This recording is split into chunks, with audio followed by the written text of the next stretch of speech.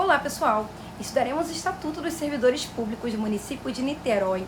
Estudaremos em parte, faremos exercícios ao longo dos vídeos para estar fixando o conteúdo. Em breve estarei disponibilizando o simulado, contendo questões autorais para venda, assim como os promocionais, tá? Quando estiverem prontos eu irei colocar os links na descrição deste vídeo. Então é muito importante, né, para você ficar por dentro dos lançamentos de vídeos, assim como de materiais, que você se inscreva no canal e ative o sininho, beleza? Bom, é isso. Bora começar! Vamos dar continuidade ao nosso estudo sobre o Estatuto dos Servidores Públicos de Niterói, falando agora sobre as situações em que o funcionário perderá o seu vencimento. Lembrando, né, que vencimento é a retribuição pelo efetivo exercício do cargo. Tá? Então, o vencimento é o salário base que o servidor recebe em razão de exercer as funções de seu cargo. Bom, o funcionário perderá o vencimento do cargo efetivo, né, quando ele é um funcionário efetivo, que entrou via concurso público, quando nomeado para cargo em comissão, ressalvado o direito de opção ou designado para servir em órgão de outra esfera do poder público, sem ônus para o município.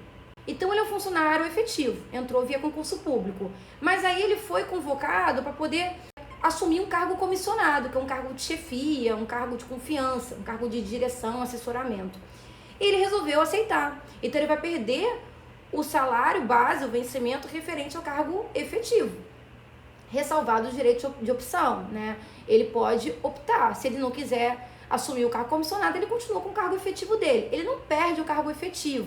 No momento que ele deixar esse cargo comissionado, que é um cargo de livre nomeação e exoneração, ele retorna para o seu cargo efetivo. Ah, mas ele foi designado para poder servir um outro órgão do poder público.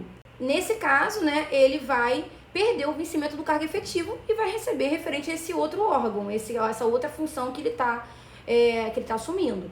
Também perderá o vencimento do cargo efetivo quando no exercício de mandato eletivo, remunerado, federal, estadual ou municipal. Então, ele foi eleito para ser vereador do município de Niterói. Ele vai receber, né, o referente ao mandato dele, ele vai receber referente ao cargo de vereador, ele vai perder o vencimento do cargo efetivo. Ele é professor, exemplo, ele é professor efetivo e foi eleito. Ele deixa de receber como professor e passa a receber como vereador. Ele não perdeu o cargo efetivo dele. Quando ele deixar de ser vereador, acabar o mandato, não for reeleito, enfim, ele retorna para o seu cargo efetivo. A não ser que haja compatibilidade de horário, mas é um caso específico de vereadores. Também perderá o vencimento do dia em que não compareceu ao serviço. Faltou, vai perder aquele dia. Salvo motivo legal ou moléstia comprovada, né? A não ser, né, que seja por uma razão de doença, por algum motivo respaldado por lei. Computando para efeitos de descontos os sábados, domingos, feriados, os dias de folga e os considerados de ponto facultativo, tá? Então, essas situações, né, de sábado, domingo, dia de folga, claro, eles não vão entrar nessa situação aqui de perder o vencimento. É uma situação de falta dentro de um horário, dentro de um dia que está estabelecido ali como dia de expediente.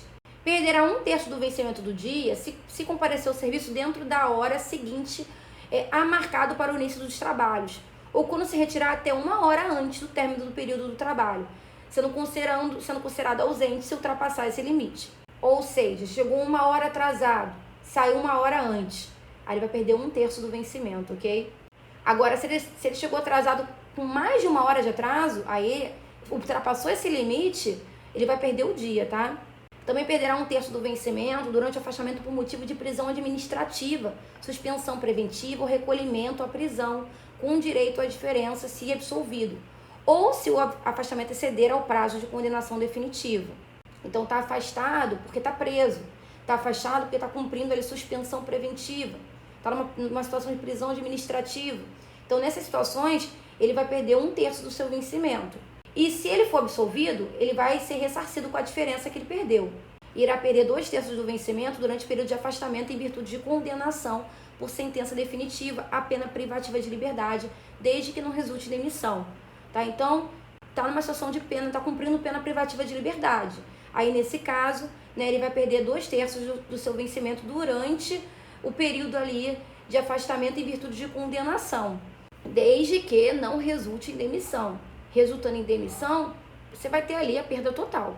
Bom, além do vencimento, Poderá o funcionário perceber as seguintes vantagens pecuniárias que envolvem dinheiro, que são os adicionais e as gratificações.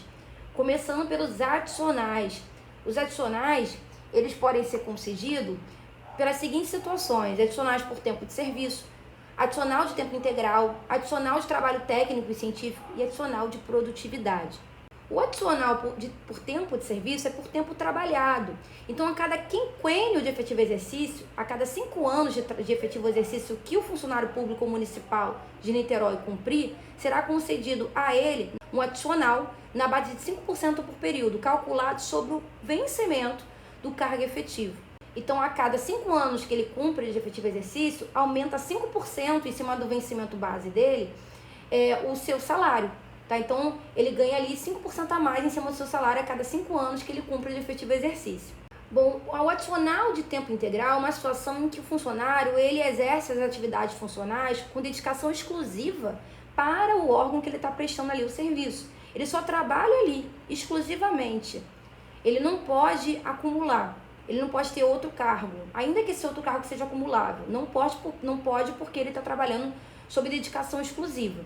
Então, aquele funcionário que dedica-se exclusivamente àquele serviço, ele vai receber um adicional que será concedido dentro do limite de 40% e um máximo de 100% que incidirão sobre o valor do vencimento do cargo efetivo. Então, existe o limite mínimo de 40%, tá? O limite mínimo de 40% e o limite máximo de 100%. Então, ele começa com 40%, ele pode atingir 100%. Quando ele atinge 100%, o salário base dele dobra. Então, se ele ganha 3 mil, ele vai ganhar 6, porque ele está sob regime de dedicação exclusiva, porque o limite máximo é 100%. Já o adicional por trabalho científico é uma situação em que as tarefas, as atividades do cargo de um funcionário exigem conhecimentos especializados.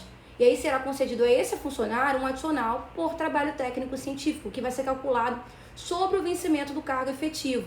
Por exemplo, uma situação em que um funcionário ele tem as tarefas normais do cargo dele e também elabora apostilas ali de conhecimentos específicos. E ele vai ganhar um adicional quando ele elaborar essas apostilas. E por fim, temos também os adicionais de produtividade, por serviço produzido, embora o estatuto não diga aqui quais são as regras referentes a esse adicional de produtividade, apenas cita.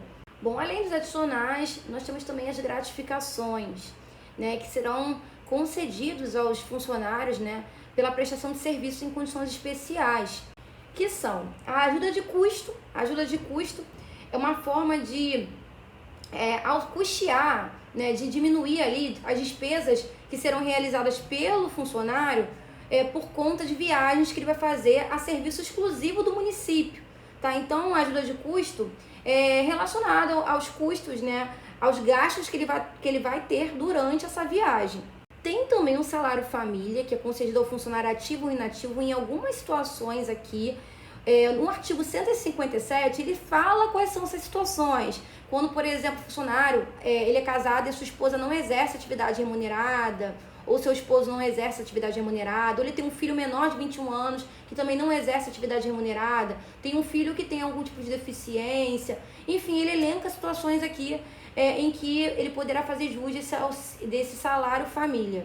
E se tratando ali de dependente que possui incapacidade, total incapacidade, algum filho, mais de um filho que não tem nenhum tipo de capacidade física, possui algum tipo de deficiência ou tipo de invalidez, o valor do salário família por dependente que tem essa invalidez será o triplo do valor normal. Tem também o auxílio doença, que é o seguinte: ele será concedido ao funcionário depois que ele completar 12 meses consecutivos de licença para tratamento da sua própria saúde. E aí ele fará jus a 1 mês de vencimento a título de auxílio doença. Ele também receberá, pelo exercício de cargo em comissão, que é aquele cargo de livre nomeação e exoneração, que é um cargo de chefia, de confiança, de assessoramento. Então será o valor do respectivo símbolo da retribuição que ele vai receber por exercer cargo em comissão. Também gratificação, pela prestação de serviço em horário extraordinário. Serviço extraordinário é hora extra, quando ele faz mais horas de trabalho. ou ele prorroga ou ele antecipa, ele chega antes do horário ou ele sai depois, né? Então vai ser pago ali um valor pelo serviço extraordinário, na forma de gratificação. E se tratando de serviço extraordinário noturno, realizado à noite, o valor da hora será acrescido de 25% em cima do que ele ganha. Além disso, ele também receberá gratificação pela participação em órgãos de deliberação coletiva ou em comissão, né? Por exemplo, em sindicato, né? Onde se discute questões envolvendo ali o trabalhador, as questões da melhoria das condições de trabalho, enfim. Então, participa de órgãos de deliberação coletiva ou em comissão, ele vai ter direito a uma gratificação. Também por trabalhar em condições de risco de vida e saúde e insalubridade. Essa gratificação de risco de vida e saúde será de 10%, 20% e 40%, segundo o grau de risco a que estiver exposto o funcionário durante, né, o exercício de suas funções, desde que tenha contato direto e permanente com pacientes portadores de doenças infecto-contagiosas. Então, ele tem contato direto ali com pessoas que possuem doenças infecto-contagiosas. Então, ele pode, por exemplo, sofrer um acidente biológico, uma seringa, exemplo. Então, ele está ali manuseando material biológico contaminado. Ele tem direito à gratificação de risco de vida e saúde, que vai variar de 10%, 20% e 40% segundo o grau exposto. Além disso, a gratificação de salubridade será de 10%, 20% e 40% segundo o grau mínimo, médio e máximo, sempre que o funcionário estiver em atividades em locais insalubres, por sua natureza, condições e métodos de trabalho, e expõe o contato direto com agentes físicos, químicos ou biológicos nocivos, que possam produzir doenças transitórias ou definitivas. Aí, nesse caso, ele está num local insalubre, o local que, por sua natureza, já gera condições ali de periculosidade. Locais, por exemplo, que têm acesso a resíduos hospitalares, resíduos efluentes que vêm de empresas que são tóxicos, substâncias tóxicas, enfim. Tá? Então, o local ele já é insalubre. Tem também a gratificação de representação, isso é quando o funcionário ele cumpre uma função ali junto ao gabinete, uma missão ou estudo fora do município, né, uma função de confiança do que foi designado pelo prefeito, enfim. Tá? Então, será concedido a esse funcionário essa gratificação de representação. Tem também essa gratificação por força de lei especial, uma situação especial de trabalho, em que o servidor ele fica ali disponível à disposição do serviço público, né, podendo trabalhar, ser convocado a qualquer momento. Então, nesse caso aí, também gera essa gratificação. Também gratificação pelo exercício de encargos de auxiliar ou membro da banca examinadora de concurso público. Então, você tem o seu trabalho efetivo, mas, eventualmente, você assume ali uma função de participar de uma banca examinadora de concurso público. Você vai ganhar uma gratificação por isso. Encargos de auxiliar ao professor de curso regulamentar instituído. Mesma coisa, você tem a sua função efetiva, mas eventualmente você assume a função de auxiliar ao professor em um curso institucional. E também de desempenho de atividade de nível superior. Vamos fazer uma questão da própria COSEAC, adaptada, né, para o município de Niterói. Eu já disponibilizei para ver nos simulados, está simulado sobre o estatuto, também sobre a lei orgânica, para os cargos que estão sendo cobrados essa temática, tá? Os links já estão presentes na descrição deste vídeo. Bom, além do vencimento das vantagens previstas no Estatuto dos Servidores Públicos de Niterói, serão definidas aos servidores determinadas retribuições, gratificações e adicionais. Nesse contexto, é correto afirmar que o salário família corresponde a um ou a uma. Letra A, indenização. Letra B, gratificação. Letra C, adicional. Letra D, bonificação. Letra E, retribuição para o exercício de função de chefia. Nós vimos, né, que o salário família corresponde a uma gratificação, assim como ajuda de custo, auxílio-doença, pela prestação de serviço em horário extraordinário, enfim, uma série de situações em que corresponde a gratificação, tá? Portanto, a letra B é a nossa resposta. Bom, em relação ao direito de petição, é assegurado ao funcionário o direito de requerer ou representar. O direito de petição é assegurado a qualquer cidadão, a qualquer pessoa, para que ele tenha ali vista do processo, né? Para que ele obtenha a vista do processo, ele tenha ciência de um processo, de um documento na repartição. Então, ele pode solicitar isso. Então, ele pode tanto requerer quanto solicitar ou quanto representar, se fazer representar os poderes públicos para a defesa de direitos, contra abuso de poder, contra abuso de autoridade. Esse requerimento será dirigido à autoridade competente para poder decidir E também pode acontecer o pedido de reconsideração.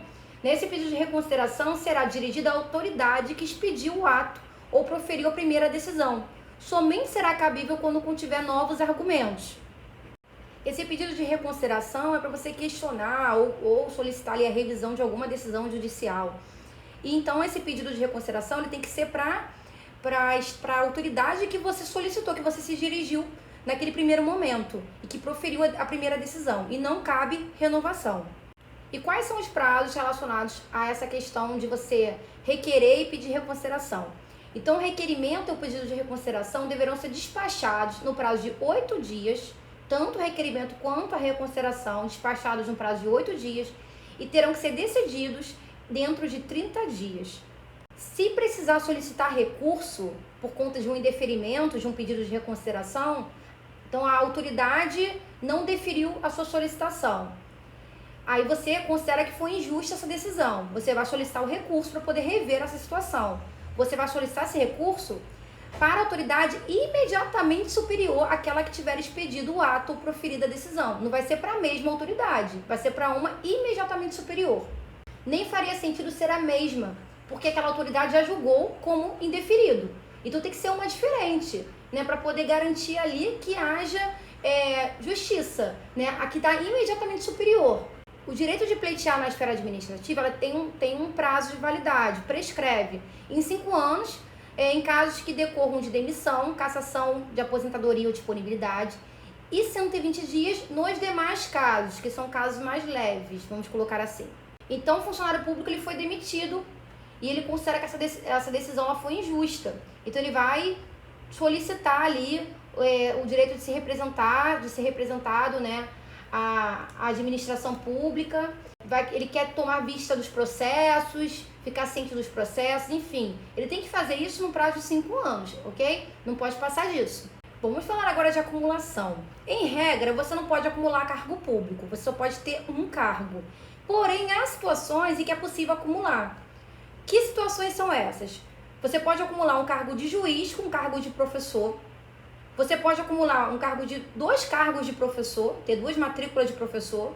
E você pode acumular um cargo de professor com outro técnico ou científico, ou de 2 cargos de médico. Porém, todas essas situações de exceção, elas só vão acontecer, só serão permitidas se houver correlação entre as matérias e desde que haja compatibilidade de horário, né? Que você consiga trabalhar em um sem comprometer o horário do outro. Além disso, né, a proibição de acumular se estende a cargos ou funções de qualquer modalidade do emprego do poder público, federal, estadual, municipal, de qualquer âmbito de federação, na administração centralizada e também ou na administração indireta, autárquica, inclusive em sociedade de economia mista e empresa pública, tanto na administração pública direta quanto indireta. Vamos falar agora dos deveres do funcionário. É dever que o funcionário seja assíduo, ou seja, que compareça ao serviço, tenha pontualidade, que chegue na hora, que saia na hora, urbanidade, saiba conviver em equipe, em sociedade, discrição, entendendo que tem assuntos que são compartilhados dentro da repartição que não devem sair dali. Boa conduta, né? Agir com boa conduta, boa fé, dentro da moral, dentro do esperado. Lealdade e respeito às instituições constitucionais e administrativas a que servir. Observância às normas legais e regulamentares, né? Sempre observar as normas legais, sempre estar de acordo com a lei. Obediência às ordens superiores, exceto quando manifestamente ilegais, ou seja, obedecer a hierarquia. Porém, se a hierarquia está agindo de má fé, você não pode obedecer isso. Porque, na verdade, a sua obediência é em relação à administração pública, não é exatamente a uma pessoa. Aquela pessoa está ocupando um cargo que está imediatamente superior ao seu. Mas se ela estiver agindo de má fé, você não pode acatar isso. Levar ao conhecimento da autoridade superior irregularidades de que tiver ciência em razão de cargo ou função. Então, sob situações ilegais, denunciar isso. Zelar pela economia e conservação do material que lhe é confiado. Então, entender que, embora aquele material não seja exatamente seu, mas é um material que foi confiado a você. Você vai usar com zelo, de forma racional, de forma controlada, sem desperdício. Providenciar para que esteja sempre em ordem no assentamento individual sua declaração de família. Então, sempre atualizar, né, a declaração da sua família, os seus dependentes, enfim. Também atender prontamente às requisições para a defesa da Fazenda Pública Municipal e a expedição de certidão para a defesa de direito. Então, sempre atender o mais rápido possível, né, as requisições, os pedidos, por exemplo, para poder tomar vista, tomar ciência de algum processo, pedido de petição para defesa de direitos, esclarecimento de alguma dúvida, enfim. Também guardar sigilo sobre a documentação e assuntos de natureza reservada, de que tenham conhecimento em razão do seu cargo ou função. Então, alguma questão ali que você sabe por conta da sua função, essa questão tem que se manter em sigilo, você não pode compartilhar isso.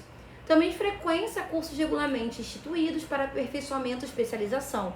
Agora vamos falar das proibições. Referir-se de modo depreciativo em informação, despacho ou parecer às autoridades e atos da administração pública ou censurá-los pela imprensa ou qualquer outro órgão de divulgação pública.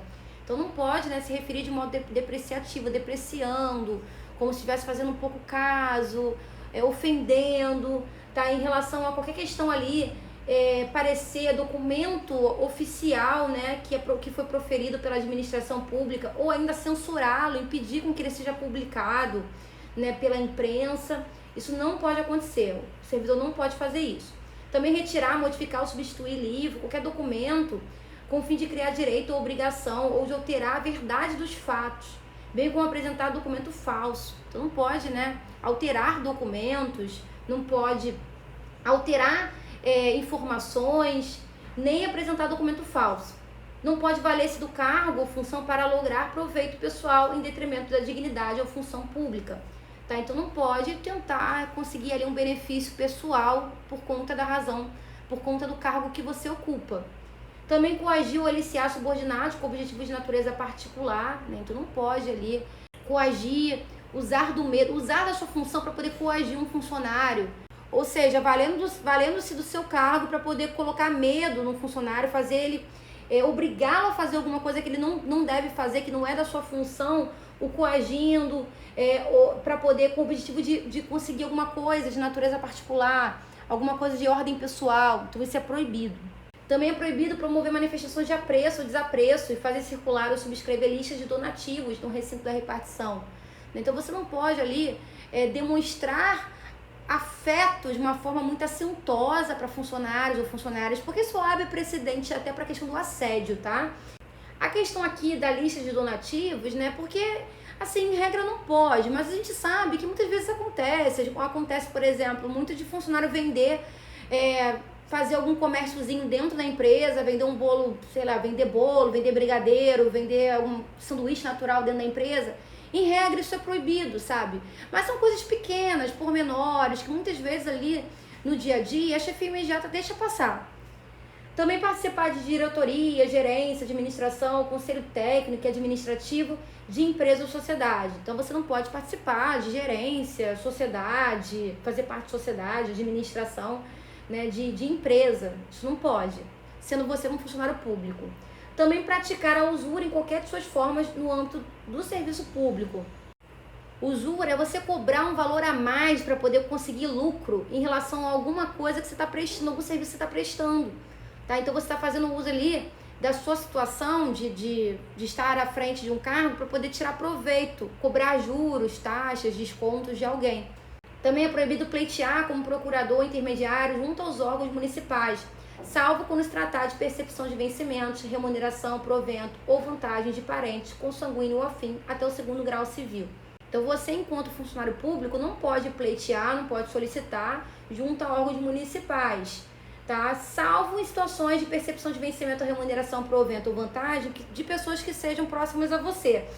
Você não pode pleitear na forma de procurador ou intermediário, né? Assim, procurador, né, quando você tem uma procuração ali que alguém te deu plenos poderes para poder agir em seu nome. Nessa situação, você vai agir como procurador, mas você pleitear como procurador intermediário, é proibido você ser um servidor público.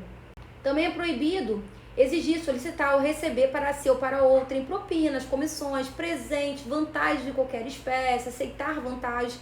Claro, corrupção aqui, né? Totalmente proibido. Revelar fato ou informação de natureza sigilosa, de que tenha ciência e razão do seu cargo, salvo quando se tratar de depoimento em processo judicial, policial ou administrativo. Você não pode revelar informações que você tem, que você sabe em razão do seu cargo, exceto numa situação de depoimento, num processo judicial, enfim. Você não pode cometer a pessoa estranha ao serviço do município, salvo em casos previstos em lei, o desempenho de encargos que lhe competir ou a seus subordinados. Ou seja, você não pode fazer com que uma pessoa que é de fora, ela faça funções suas ou do seu subordinado. Não pode, cada um vai ter sua função ali, vai ser pago para os cofres públicos. Você não pode colocar uma pessoa de fora para poder fazer essas tarefas. Também não pode dedicar-se nos locais e horas de trabalho a palestras, leituras ou quaisquer outras atividades estranhas ao serviço, inclusive ao trato de interesse de natureza particular. Ele quer dizer o seguinte, você terminou o seu serviço ali e você está no computador, vendo uma notícia, fazendo um curso que não tem nada a ver com o teu cargo.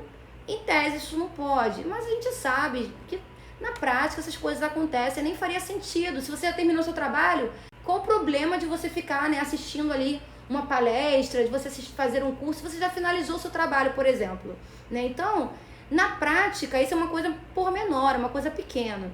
Também é proibido deixar de comparecer ao trabalho sem causa justificada, né? Nesse caso aí você vai estar faltando ao serviço. Empregar material quaisquer bens do município em serviço particular. Por exemplo, você pegar o carro do órgão público que você trabalha e usar para viajar com a sua família. Óbvio, isso não pode. Retirar objetos de órgãos municipais, salvo quando autorizado por escrito pela autoridade competente.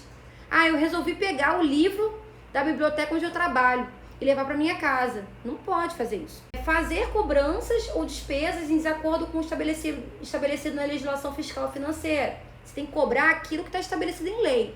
Se tem um imposto, uma taxa que tem que ser cobrado, alguém está solicitando alguma coisa, vai ser cobrado essa pessoa. Nada mais e nada menos do que isso. Deixar de prestar declaração em inquérito administrativo quando regularmente intimado. Se for intimado para poder prestar algum depoimento, você tem que prestar esse depoimento. Você não pode se negar. Incitar ou aderir a greves nos serviços públicos ou praticar atos de sabotagem contra o regime ou serviço. Bom, a greve é um direito, tá? A greve, ela é legal. Desde que ela seja feita de acordo com a lei, ela é sim permitida, tá? O que ele quer dizer aqui é você praticar atos que vão sabotar o próprio serviço, que vão prejudicar o próprio serviço, porque você está insatisfeito, tá? Então isso não pode. Promover a venda de tômbolas, rifas ou mercadorias de qualquer espécie dentro do recinto da repartição, né? Tômbolas é uma espécie de rifa mesmo, tá? É quando você tem ali estão jogando na loteria, né? Leva aquele papelzinho da loteria para poder tentar conseguir ganhar na Mega Sena, né? Vamos fazer aqui um bolão. É tipo isso que ele quer dizer aqui, tá? Tômbolas, rifas, mercadorias dentro do recinto. Eu já até tinha falado isso, né? Não pode vender, não pode praticar comércio dentro do recinto da repartição, tá? Embora na prática essas questões são todas pequenas e isso acaba eventualmente acontecendo. Também é proibido acumular cargos públicos, salvo as exceções previstas em lei. Nós já vimos, né, as exceções, quando 2 cargos de professor, um cargo de professor com outro técnico ou científico, cargo de juiz com um cargo de professor, 2 cargos de médico. Então, nessas situações pode. Tirando essas situações, é proibido. Também negligenciar ou omitir-se na prática de ato de ofício ou praticá-lo em desconformidade com expressa determinação de lei, visando satisfazer interesse ou sentimento pessoal ou de terceiros. Então você tem que ter cuidado na tarefa dos seus cargos, você não pode se omitir na prática dos seus atos, sempre de acordo com a lei. Também não pode exercer cargo ou função pública antes de atendidos os requisitos legais ou continuar a exercê-lo sabendo indevidamente. Então você tem que agir dentro da lei, sempre. Também não pode promover festas ou solenidades de caráter particular nas dependências das repartições públicas municipais, né? Então, mais uma vez, né, a gente sabe que acontece. Muita gente faz isso, várias repartições, junta os aniversariantes do mês e faz um bolinho, tá? Segundo o estatuto, não pode fazer isso, tá? Mas, na prática, isso acontece porque isso é uma coisa muito pequena. Também permanecer no local de serviço em estado de embriaguez ou embriagar-se durante o expediente. Então, isso não tem nem discussão, né? Isso realmente não pode.